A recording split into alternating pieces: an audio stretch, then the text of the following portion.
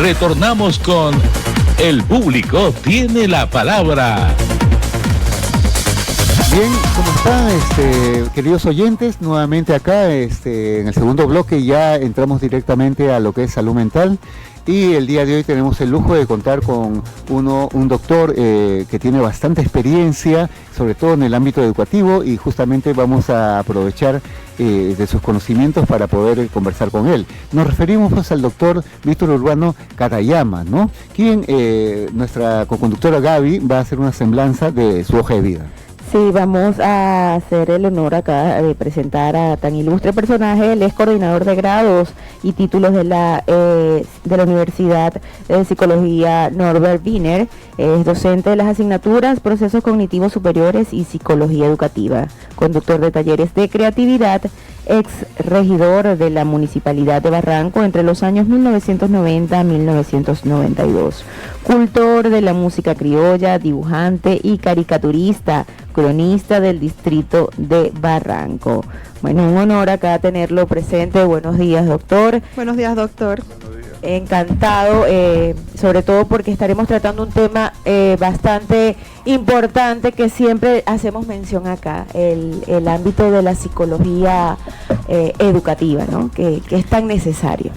Así es, Víctor, acá siempre en este programa nosotros nos hemos titulado, diría Gaby, como un programa docente. Siempre tratamos de darle a las personas un poco de conocimientos dentro de nuestra perspectiva, y en ese sentido siempre nos preocupamos por invitar personas versadas en diferentes temas para que al público que nos escucha y nos ve también en las pantallas les pueda ayudar y conocer y ampliar un poquito más su panorama informativo. Entonces, sabemos bien, Víctor, que tú tienes bastante experiencia docente y sobre todo tu experiencia de vida. Gaby acaba de leer un poco de tu semblanza y sinceramente para mí es una novedad, tus habilidades, ¿no? Un poco de que no yo las desconocía, y que te felicito muy bien. Siempre todo ser humano debe recorrer todo ámbito pues de la actividad y el accionar pues vivencial en la vida del ser humano. Pero vamos a hablar un poquito de lo que es la educación en el Perú, Víctor. ¿Cómo está básicamente la intervención de la psicología en el Perú? ¿Cuándo comenzó esta? Quisiera que nos hagas un poquito de la semblanza y sobre todo lo más importante, actualmente, ¿cómo estamos en lo que es la intervención del psicólogo en el ámbito educativo en nuestro medio? Por favor. Bien, primero tendría que decir que la historia de la psicología educativa en el Perú se remonta hace muchos años atrás. Quizás entre la psicología educativa y la psicología clínica tengamos que ver cuál comenzó primero, ¿no? Porque justamente el hecho que un psicólogo alemán, Walter Blumenfeld, llegara en el año 1935, lo hace porque es la Facultad de Educación de la Universidad de San Marcos quien pide un psicólogo, ¿no? Y el psicólogo viene para educación, entonces todavía no existía psicología, ¿no? Psicología recién comenzaría a existir 20 años después, en el año 1935. Y de ese entonces hasta los años 1950 se genera todo un trabajo interesante que se va a plasmar en un instituto pedagógico que va a servir justamente para darle un impulso a la educación. Son años maravillosos, digamos así, en el Perú, si hacemos la comparación con lo actual, en cuanto a lo que significa, por ejemplo, la creación de las grandes unidades escolares, ¿no? Entonces hay todo un proceso muy interesante de alza, digamos así, en cuanto a lo que significa educación. Pero en estas épocas, sin duda, vivimos otros tiempos. Si antes la escuela del Estado era la más importante, ahora, después de tiempo, se hicieron más importantes las escuelas particulares y la del Estado pasaron a segundo plano. Entonces estamos en un proceso en la que nosotros necesitamos darle fuerza viva a las escuelas estatales, que tengan la importancia y se les dé la atención que merecen, ¿no? En ese sentido, el papel del psicólogo todavía no es protagónico, porque los psicólogos no tienen un espacio en las escuelas. Los que tienen espacio en las escuelas son los docentes, y los docentes que cuidan también su espacio profesional. Si hay un psicólogo que esté en educación, primero tiene que ser docente y luego psicólogo. O si es psicólogo, que se haga docente para que esté ahí, ¿no? Entonces, ese es el drama actual que se vive. Doctor, pero yo, mi duda y mi inquietud siempre ha sido, para nadie es un secreto que a nivel escolar necesitamos la presencia del psicólogo. El año pasado yo tuve la oportunidad de dar clases, ella también ha estado en las aulas acá en Perú, y podemos notar, por ejemplo, fíjese, en mi salón el año pasado eran, yo siempre comento esto, eran 8 niños, era un colegio privado, particular, pequeñito. De estos 8 niños, 4 niños tenían problemas, tenía 2 niños Asperger, bueno, que uno era uno más tranquilo que el otro, ¿no? Tenía un niño limítrofe, y había una niña no tenía nada diagnosticado, pero se notaba que había alguna alteración, ¿no? Yo pedí a la directora que por favor la remitieran a ella, a un psicólogo. Lo hicieron, tuvieron en conversaciones, y de ahí surge todas estas inquietudes, porque veo precisamente que hay este problema. Ahora voy desde el punto de vista de madre. Tengo mi hijo en el colegio. En estos días, él llega todos los días, tiene 8 añitos, y siempre me llega conversando de un compañerito que lo molesta. Cuando hablamos la mamá del niño y yo, me cuenta que el niño también tiene problemas, está asistiendo al psicólogo, pero en el colegio no está el psicólogo. O sea, las madres tienen que salir afuera a pagar terapia, a pagar consultas, y en las escuelas, en los colegios, no está ese apoyo que sabemos es tan importante, ¿no? Porque después vemos en la sociedad tantos problemas a nivel de personas, de acoso, violaciones, todas esas cosas que quizás si han sido tratados desde pequeños, no llegamos a los extremos como estamos ahorita, ¿no? Y es tanto importante para los alumnos, o sea, para los niños, como para los papás también, ¿verdad? Que se haya un seguimiento de ellos, porque yo también di clases y veo que a veces las mamás no quieren aceptar de que sus hijos tienen problemas, y entonces hace falta siempre un psicólogo que esté allí presente para evaluar. La orientación. Sí. De acuerdo, totalmente de acuerdo. Creo que es una demanda que toda la población lo siente, por eso que existe una ley que ampara esto, pero el presupuesto no está disponible para ello, o no se ha dispuesto. Entonces esa es una carencia que todos los psicólogos reclamamos. Yo quisiera un poquito para agregar a lo que estamos conversando, un poquito de estadísticas, ¿no? El año pasado se hizo un estudio con respecto al promedio de centros educativos de nuestra patria, se hablaba de 80.000 centros educativos, ¿ya?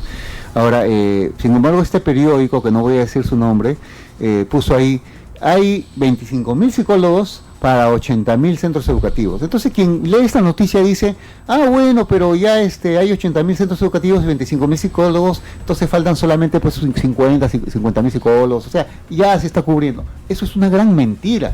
Hay 80.000 centros educativos, y yo voy a decirles algo cierto porque tengo conciencia de esto.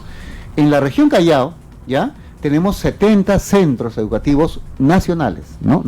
Olvidemos los particulares, nacionales. Y esos 70 centros, la región Callao, la Dirección Regional de Callao, contrata 3 psicólogos. Para 70 centros educativos.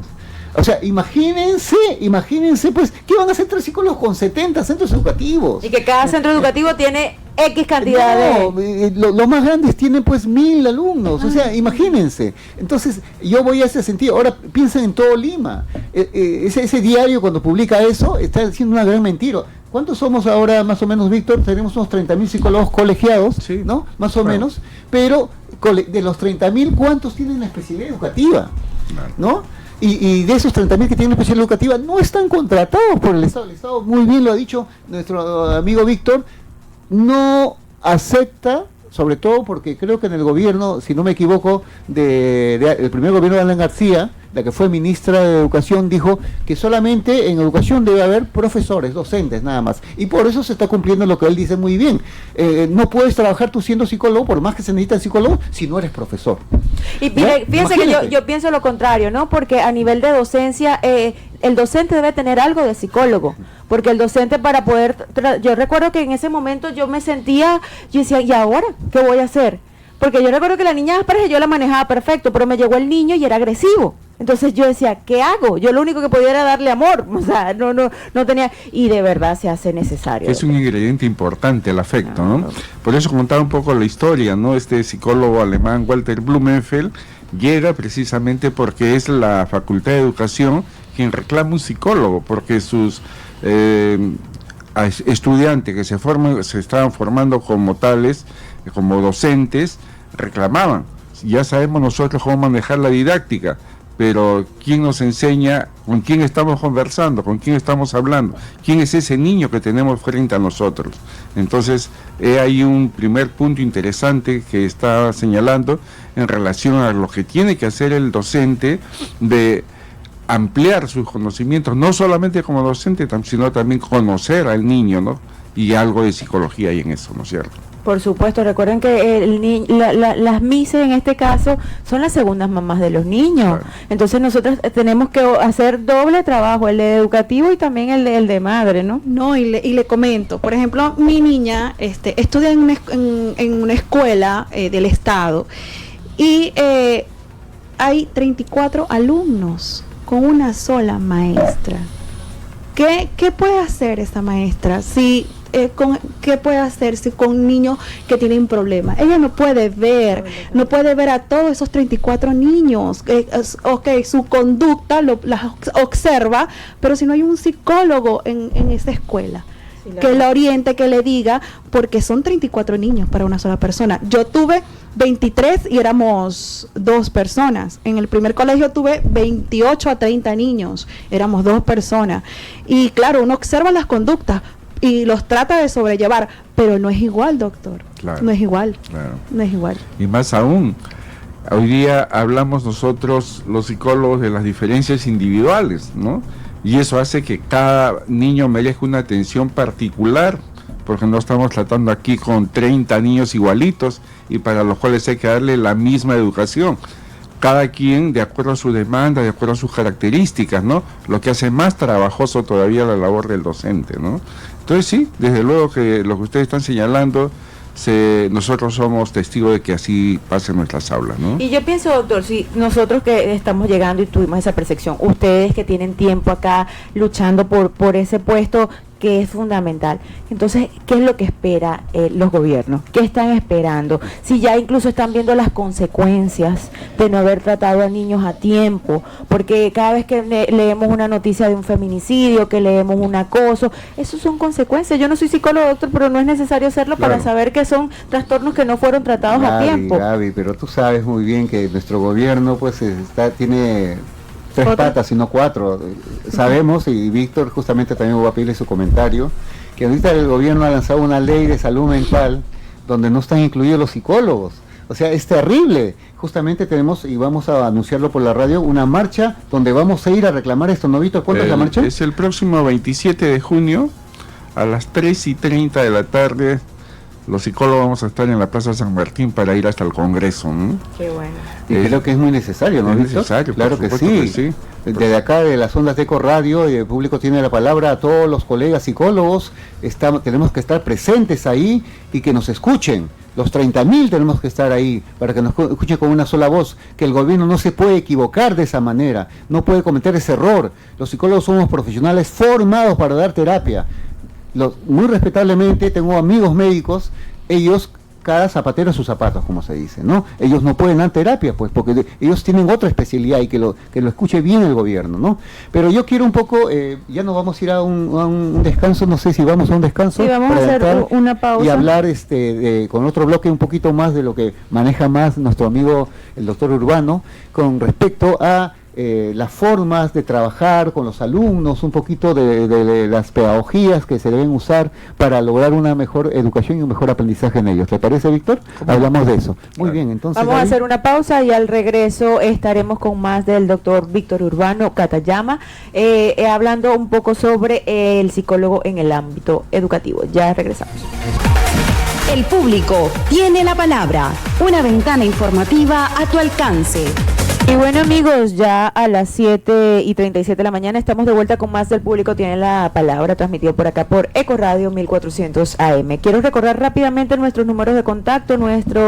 El número directo es 440-5790 y el número de WhatsApp 956-160-817. Acá pueden escribirnos, aprovechar la presencia del doctor Víctor Urbano. Él es especialista en lo que es la psicología en el ámbito educativo. También, bueno, tenemos la presencia del doctor Carlos Flores Lezama, así que aprovechen y hagan sus preguntas con respecto a todo esto que se está planteando hoy, el psicólogo en el ámbito educativo. Y sí, pues nos quedamos, Víctor, hablando un poquito de cuál sería la mejor forma, metodología o estrategia para trabajar con los alumnos a todo nivel en el aprendizaje. ¿Qué nos puedes decir a ese respecto, Víctor? Bueno, la escuela ha ido cambiando a lo largo del tiempo. Justamente cuando mencionabas esta palabra escuela, propuestas distintas, pero que siempre han ido pensando en cambiar el escenario educativo, ¿no? Donde ahora el protagonista sea el estudiante y no el profesor, ¿no? La escuela tradicional tiene como protagonista al docente, que es la estrella, ¿no? Es el que sabe más, es el que dice todo, y los estudiantes son los que escuchan, de una educación receptiva, ¿no? Entonces nos aburrimos tremendamente. Hoy en día estamos hablando más de una educación que está centrada en un enfoque por competencias, donde se convierte el estudiante en el protagonista más bien, y el docente es un facilitador. Hacia eso avanzamos, hacia eso es la tendencia mundial. Y eso ha variado en muchos aspectos la educación. Yo hoy día entiendo, por ejemplo, que educar significa un acto de amor, que es decirle a los estudiantes: estudiemos juntos, construyamos juntos, hagamos juntos, formémonos juntos. Y eso cambia entonces la perspectiva, porque no tenemos entonces a un estudiante que está esperando qué me van a enseñar, sino qué cosa es lo que quiero aprender, qué cosa es lo que debo aprender. Entonces el modelo cambia, ¿no? Te decíamos el modelo enseñanza-aprendizaje, ahora hemos volteado ese modelo, ¿no? Es aprendizaje-enseñanza, ¿no? Porque cada quien también tiene una forma y un estilo de aprender. Creo que aquí han habido movimientos interesantes desde José Antonio Encinas con la Escuela 9 en el Perú, de hace muchos años atrás, estoy hablando de los años 30, pero claro, todavía subsisten modelos autoritarios, todavía subsisten modelos donde el docente es el protagonista, todavía existen modelos donde los exámenes tradicionales, preguntas y respuestas siguen prevaleciendo, etcétera, etcétera, ¿no? Entonces, menos mal, hay una tendencia ya a modificar y a cambiar esto, que en muchos lugares ya se hace, ¿no? Que es importante, ¿no?, tenerlo en cuenta, como decía usted al inicio, doctor, aparte que cada niño es distinto, ¿no?, y hay que buscar la manera precisamente de llegarle a cada uno de ellos, porque de repente la metodología antigua que tenía uno era el docente allá, el alumno acá, y había quienes no les llegaba la información, ¿no? Claro, muchos todavía, incluso ha sido tan fuerte este impacto de la escuela tradicional, que hasta en la misma universidad, ¿no?, los estudiantes que llegan a la universidad siguen pensando todavía en la escuela, en el colegio, siguen pensando bajo ese modelo. Por eso yo sigo desarrollando siempre dentro de mi propia forma de pensar y escribiendo y haciendo, porque también los psicólogos una carencia es que no escribimos, no publicamos las experiencias. Creo que esto es importante. Por ejemplo, yo decía, ¿no?, de la mente escolarizada a la mente universitaria, porque llegamos a la universidad y sigue la mente escolarizada, seguimos pensando como en el colegio y no hemos hecho una mente universitaria que es más abierta, que está más dispuesta a discutir, a intercambiar conocimientos, incluso a generar. Por eso es que las teorías no vienen de Europa, no vienen de Estados Unidos, no vienen de otros países extranjeros, que no está mal que lleguen y podamos, pero ¿qué generamos nosotros de nuestra propia realidad? Claro. Y el Perú, que ya ustedes lo van conociendo, ya lo conocen, es heterogéneo, es variado y tiene mucho que aportar. Y la realidad de acá no es la misma realidad de repente de mi país, no es la misma realidad de Estados Unidos, no es la misma realidad de otros países, ¿no? Que es importante sumar, pero siempre y cuando desde las vivencias propias que se tenga. Yo quisiera aprovechar pues de la sapiencia de Víctor y ser un poquito más inquisitivo esto, porque acuérdate, Víctor, que este programa tiene la pretensión de ser docente, y que nos hables alguna de esas teorías, por ejemplo la de Gardner, la teoría del mismo Ausubel, o de Brunner, o de repente también nos expliques sobre todo algo que tú manejas muy bien, todos los aportes de Vygotsky a la educación. Sí, fíjense, cada uno de los psicólogos que ha mencionado, que no todos han sido psicólogos, ni siquiera han sido psicólogos, pero sus aportes han sido muy importantes para la psicología. Mencionaba, por ejemplo, a Gardner y las inteligencias múltiples. Yo cuando comparto esto con otros le digo, yo lo hice desde el colegio, y todo lo hemos visto, pero no nos hemos atrevido a escribir esto, pero veíamos un compañero que era muy bueno en matemática, pero era muy malo en el deporte, o el que era campeón en natación, le iba muy mal en lenguaje, y así por el estilo, ¿no? O sea, sí lo hemos vivenciado, ¿no? ¿Cómo puede saber más de esto y menos de esto? O sea, Gardner le da, digamos, en el clavo cuando categoriza o diferencia o distingue las distintas inteligencias o las mismas contribuciones. A mí me parece muy importante, por ejemplo, lo que dice Vygotsky en relación a la zona de desarrollo próximo, ¿no? Que siempre el que sabe más enseña al que sabe menos, ¿no? Y de alguna manera el que sabe menos va siendo aleccionado por este que sabe más y va aprendiendo. Cuando nos hemos juntado con amigos que conocen más que nosotros, aprendemos. A mí me gustaba juntarme siempre con amigos que eran mayores que yo, porque yo aprendía mucho, ¿no? Sí. Y a ellos también les gustaba porque yo era una especie de inquisidor. Entonces ese diálogo era muy productivo. O lo de Brunner, ¿no? Creo que a Jerome Brunner se le conoce solamente por una primera parte donde él hace un trabajo sobre el aprendizaje por descubrimiento, pero creo que no se conoce mucho al Brunner, que le da más importancia a lo narrativo, ¿no? Entonces él dice, así como existe un pensamiento paradigmático, que es lógico, existe un pensamiento narrativo. Los seres humanos contamos historias, y siempre tenemos una historia, y así es como estamos pensando la mayor parte de las veces.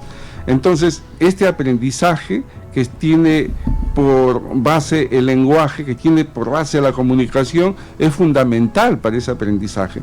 Entonces creo que cada quien desde su ángulo nos ha dado aportes maravillosos que nos ayudan a los docentes también a hacer una mejor docencia, ¿no? Entonces creo que estamos ahora, incluso decía hace un momento, bajo el enfoque por competencias. Pensaba, por ejemplo, con la elaboración de rúbricas, ¿no? Porque uno pone un poco al tantán a ver cuánto este chico cómo rendió 15, 16, 18, 12, y los alumnos siempre me preguntan, pero sí, ¿por qué me ha puesto 13? ¿Y por qué me ha puesto 16? ¿Por qué no me puso 17? Y ahí, entonces, las rúbricas, que son tablitas donde están descritas los puntajes, por ejemplo, dice, a un alumno va a exponer ¿qué criterio va a considerar el docente para que califique mi intervención en la exposición? Ah, bueno, ¿cómo estás manejando el lenguaje? Tu voz llega a tus demás compañeros, tus ejemplos son claros para que entiendan. Por ejemplo, todos esos aspectos el estudiante los sabe desde antes.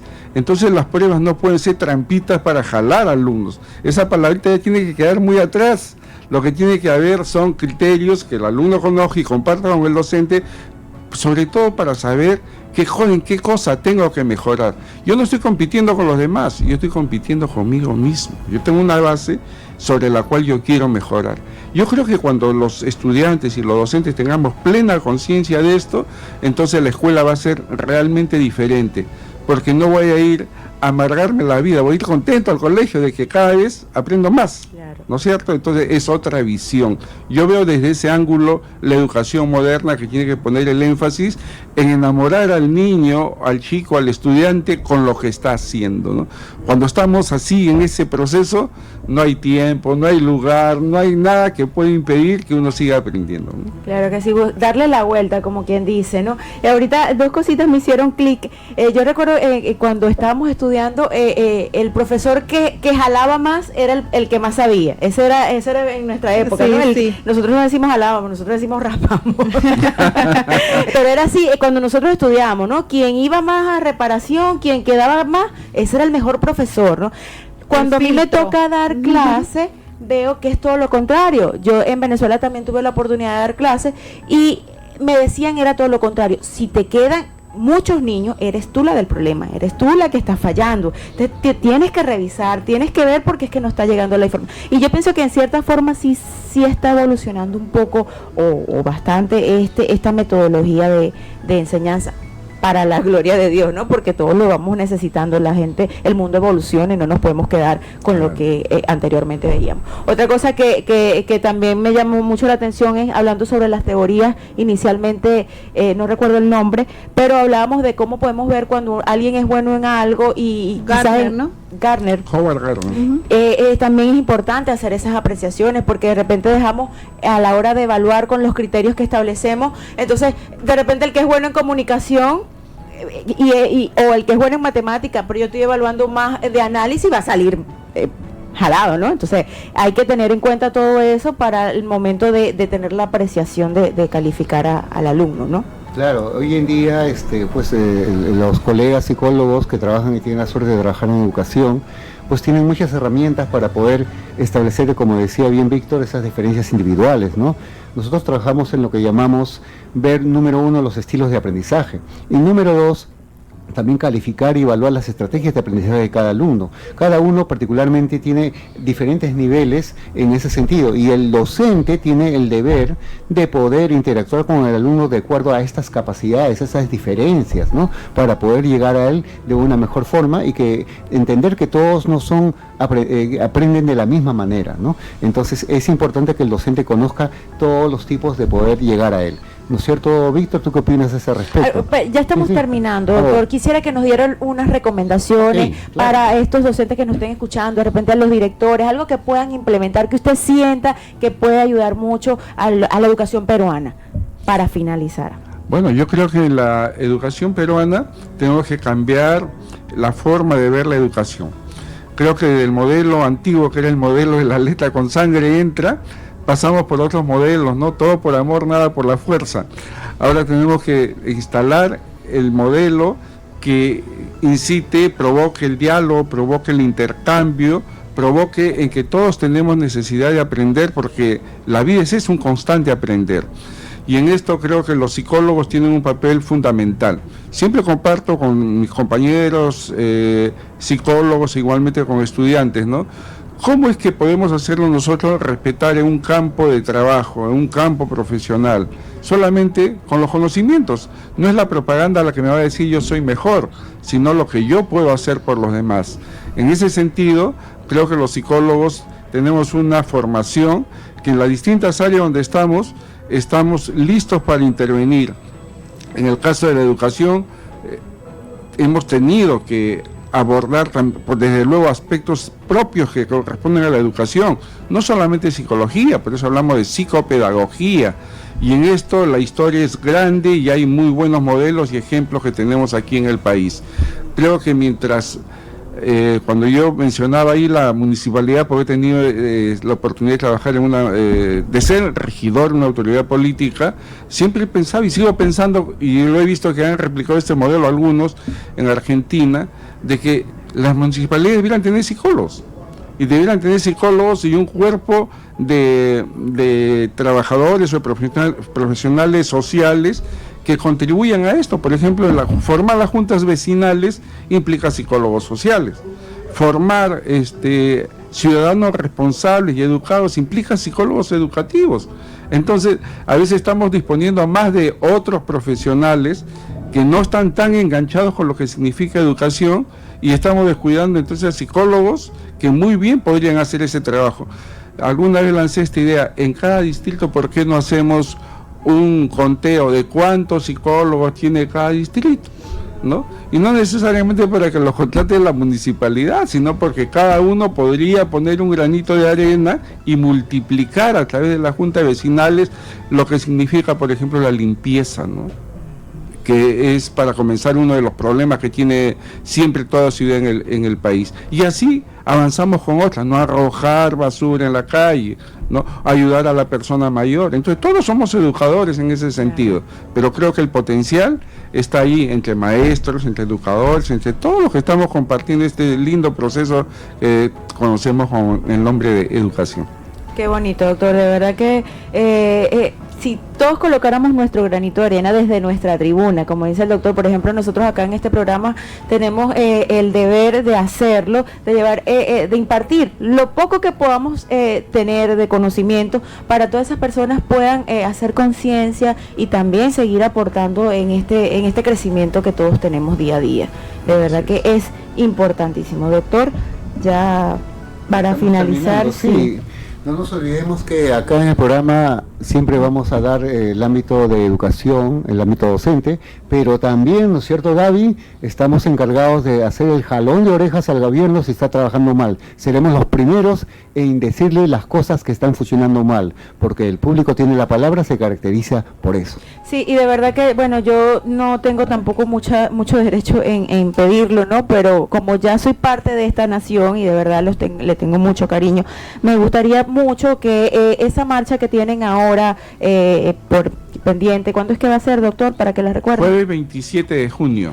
Jueves 27 de junio a las 3:30 de la tarde en la Plaza San Martín. de sus frutos, porque de verdad me parece necesario que el gobierno haga esa inversión, tenga al psicólogo presente en todos los aspectos, si no es un secreto para nosotros, para ellos menos. Estar viendo todas las noticias tristes que suceden en el país es producto precisamente de falta de orientación. Y si los psicólogos son como ustedes dos, que provoca escucharlo, como se dice. Claro que llaman nuestra atención. Por ejemplo, estaba escuchando al doctor Víctor y es de esas personas que te gusta escuchar. Claro que sí. Yo me imagino, doctor, que sus alumnos estarán encantados de ir a sus clases. Sí. Y si están pendientes de una caricatura, atención. Por supuesto que sí. Claro. La creatividad es muy importante en el proceso de enseñanza. Y de verdad que suma a eso. El público tiene la palabra. Retorna con ustedes mañana.